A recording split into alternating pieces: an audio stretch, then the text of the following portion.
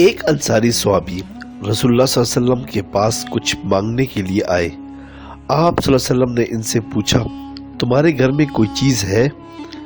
انہوں نے جواب دیا، ایک کمبل ہے جس کا ایک حصہ ہم اپنے اوپر اوڑھتے ہیں اور دوسرا حصہ ہم اپنے نیچے ڈالتے ہیں، اور ایک پیالہ ہے جس میں پانی پیتے ہیں۔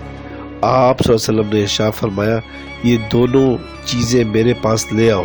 وہ انصاری صحابی دونوں چیزیں رسول اللہ صلی اللہ علیہ وسلم کے پاس لائے تو آپ نے ان چیزوں کو اپنے دست مبارک میں اٹھا کر صحابہ سے فرمایا،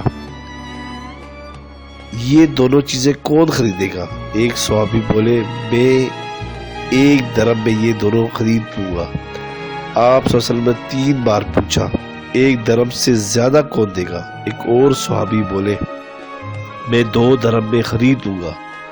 چنانچہ آپ نے وہ دونوں چیزیں فروخت کر کے 2 درہم اس انصاری صحابی کے حوالے کر دیے اور فرمایا، ان میں سے 1 درہم کا کھانا پینا لے کر گھر والوں کو دے دو، اور 1 درہم سے 1 کلہاڑی خرید کر میرے پاس لاؤ۔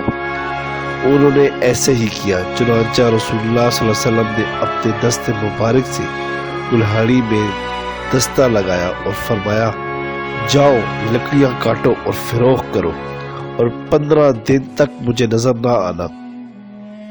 وہ انصاری صحابی چلے گئے اور لکڑیاں کاٹ کاٹ کر بیچنے لگے۔ پھر جب وہ آپ کے پاس واپس آئے تو ان کے پاس 10 درہم جمع ہو چکے تھے۔ ان میں سے کچھ درہم سے انہوں نے کپڑے خریدے اور پھر سے کھانے کا سامان۔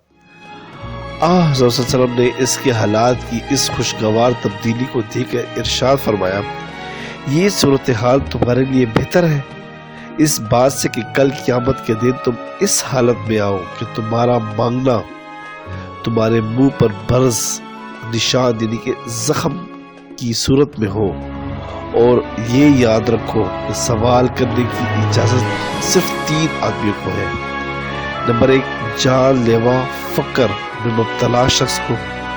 نمبر 2، بھاری قرض میں پھنسا ہو۔ نمبر 3، خون بہا یعنی کہ دیت کی ادائیگی کے ذمہ دار کو۔